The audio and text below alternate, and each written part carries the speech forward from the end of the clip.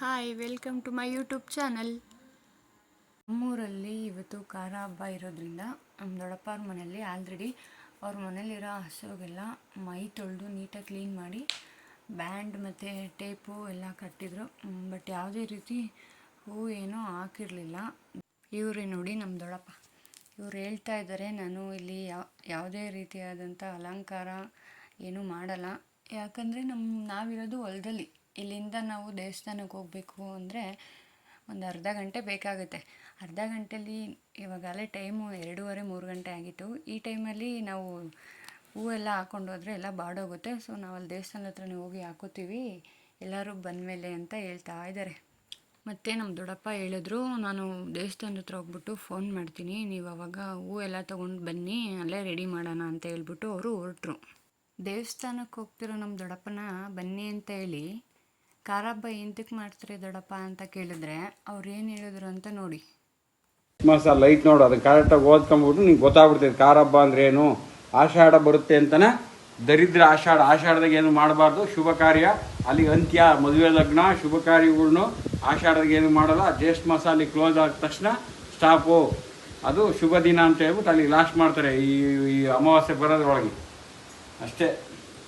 ನಮ್ಮ ದೊಡ್ಡಪ್ಪ ಅಲ್ಲಿಂದ ದೇವಸ್ಥಾನಕ್ಕೆ ಹೋದರು.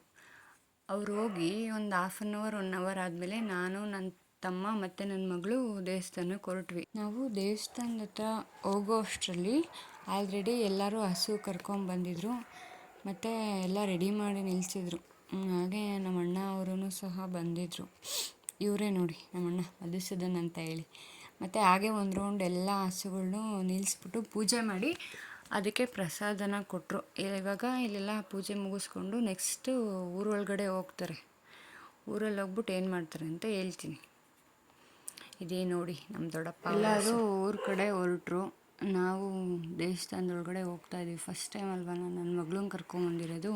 ಸೊ ಪೂಜೆ ಮಾಡಿಸ್ಕೊಂಡು ಹೋಗೋಣ ಅಂತ ಬಂದ್ವಿ. ಈ ದೇವಸ್ಥಾನ ಬಂದು ನಮ್ಮೂರಿಂದ ಸ್ವಲ್ಪ ಊರಿಂದ ಆಚೆ ಇರೋಣ ಅಂತ ಹೇಳಿ ಹಾಗೆ ನಾವು ಊರ ಕಡೆ ಹೋಗ್ತಾ ಮಾತಾಡ್ಕೊಂಡು ಹೋಗ್ತಾ ಇದ್ವಿ. ನನ್ನ ತಮ್ಮ ಹೇಳ್ತಾ ಇದ್ದೆ, ಈ ವರ್ಷ ಯಾರು ತುಂಬ ಚೆನ್ನಾಗಿ ರೆಡಿ ಮಾಡಿರ್ತಾರೋ ಅವ್ರಿಗೇನೋ ಪ್ರೈಸ್ ಕೊಡ್ತಾರೆ ಅಂತ ಅವನು ಹೇಳ್ತಾ ಇದ್ದ. ನಾನು ಏನು ಪ್ರೈಸ್ ಅಂತ ಕೇಳಿದ್ಕೆ ಏನೂ ಗೊತ್ತಿಲ್ಲ ಅಂತಂದ. ನೆಕ್ಸ್ಟು ನಾವು ಊರೊಳಗಡೆ ಬರೋ ಅಷ್ಟರಲ್ಲಿ ಹಸುಗಳ್ನೆಲ್ಲ ಊರು ಸುತ್ತ ಒಂದು ರೌಂಡು ಮೆರವಣಿಗೆ ಮಾಡಿಸಿ ಕರ್ಕೊಂಬಂದು ಊರ ಮಧ್ಯದಲ್ಲಿ ನಿಲ್ಲಿಸಿರ್ತಾರೆ. ನೋಡಿ ಲಾಸ್ಟಲ್ಲಿ ಬರ್ತಿರೋ ಇವರಿಬ್ಬರು ನನ್ನ ತಮ್ಮಂದರು ಊರ ಮಧ್ಯೆ ನಿಲ್ಲಿಸ್ಬಿಟ್ಟು ಪೂಜೆ ಎಲ್ಲ ಮಾಡಿ ಮತ್ತು ಇಲ್ಲೊಂದು ತೋರಣ ಕಟ್ಟಿರ್ತಾರೆ. ಈ ತೋರಣನ ಹೊಸ್ದಾಗಿ ಮದುವೆ ಆಗಿರೋ ಅಳಿಯಂದ್ರು, ಅಂದರೆ ನಮ್ಮ ಊರಿಗೆ ಬಂದಿರೋ ಅಳಿಯಂದ್ರ ಹತ್ರ ಕೀಳಿಸ್ಬೇಕು. ಬಟ್ ಯಾರೂ ಇಲ್ಲದೆ ಇರೋ ಕಾರಣ ನಮ್ಮೂರಲ್ಲಿ ಹೊಸ್ದಾಗಿ ಮದುವೆ ಆಗಿರೋರ ಹತ್ರ ಕೀಳಿಸ್ತಾರೆ.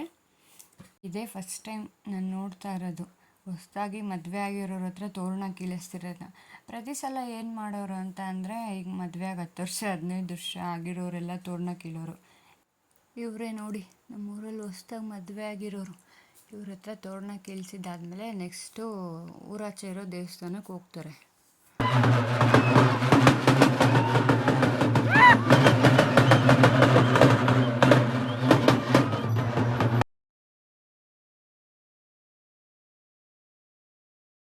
ನೆಕ್ಸ್ಟು ದೇವಸ್ಥಾನದ ಹತ್ರ ಹೋದ್ಮೇಲೆ ದೇವಸ್ಥಾನ ಹತ್ರ ಪೂಜೆ ಎಲ್ಲ ಮುಗಿಸಿ ಈ ಸಂಕ್ರಾಂತಿ ಟೈಮಲ್ಲಿ ಕಿಚ್ಚ ಹಾಯಿಸ್ತಾರಲ್ವಾ, ಆ ಥರ ಎಲ್ಲ ಬೆಂಕಿ ಹಾರಿಸ್ಬಿಟ್ಟು ನೆಕ್ಸ್ಟು ಇಲ್ಲಿ ನೋಡಿ ಎಲ್ಲರೂ ಅವ್ರವ್ರ ಹಸುಗಳ ಜೊತೆ ನಿಂತ್ಕೊಂಡು ಫೋಟೋ ತೆಗೆಸ್ಕೋತಾ ಇದ್ದಾರೆ.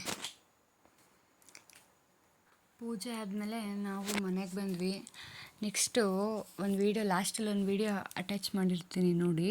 ಪ್ರತಿಯೊಂದು ಹಸುಗೂ ಪೂಜೆ ಮಾಡೋದು, ಯಾವ ಥರ ಪೂಜೆ ಮಾಡಿದ್ದಾರೆ ಅಂತ ಹೇಳ್ಬಿಟ್ಟು. ನೆಕ್ಸ್ಟ್ ನಮ್ಮ ದೊಡ್ಡಪ್ಪ ಸಂಜೆ 6-6:30 ಹಂಗೆ ಮನೆ ಕಡೆ ಹೋಗ್ತಾಯಿದ್ರು. ನಾನೆಲ್ಲ ನಮ್ಮ ಮನೆ ಮುಂದಾಸಿನೇ ಹೋಗ್ಬೇಕಲ್ಲ, ಕೇಳಿದೆ ದೊಡ್ಡಪ್ಪ ಏನು ಪ್ರೈಸ್ ಕೊಟ್ಟಿದ್ರು ಅಂತ ಕೇಳಿದ್ಕೆ ನಮ್ಮ ದೊಡ್ಡಪ್ಪ ಪಂಚೆ ಕೊಟ್ಟರು ಅಂತ ಹೇಳ್ಬಿಟ್ಟು ನಗ್ತಾ ಹೋಗ್ತಾಯಿದ್ರು. ಇನ್ನೇನು ನಮ್ಮ ಮನೆಯಲ್ಲಿ ಆಲ್ರೆಡಿ ಪೂಜೆ ಮಾಡಿದರು. ಹಸುಕರು ಏನೂ ಇಲ್ಲ ಅಲ್ವಾ, ಅದಕ್ಕೆ ಸುಮ್ಮನೆ ಏನೋ ಸ್ವೀಟ್ ಮಾಡಿಬಿಟ್ಟು ಸುಮ್ಮನೆ ಪೂಜೆ ಮಾಡಿದ್ರು ಅಷ್ಟೇ. ಹಾಗೆ ಲಾಸ್ಟಲ್ಲಿ ನಾನು ನನ್ನ ಮಗಳು ಪೂಜೆ ಮಾಡಿದ್ವಿ.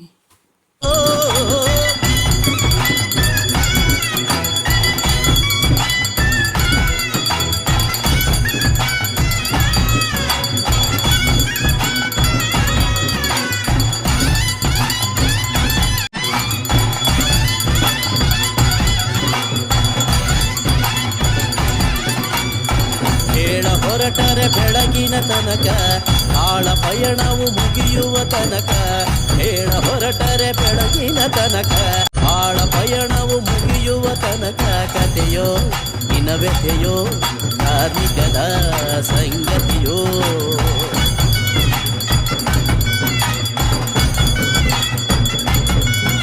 ಏನೆಂದು ವರ್ಣಿಸಲಿ ಸೊಬಗೆಂದು ಬಣ್ಣಿಸಲಿ ಆಸೆ ಬೆಂಬರೆಸದ್ದು ಕಲೆಯುವುದು ಕುಣಿತದಲ್ಲಿ ಏನ್ ಚಂದ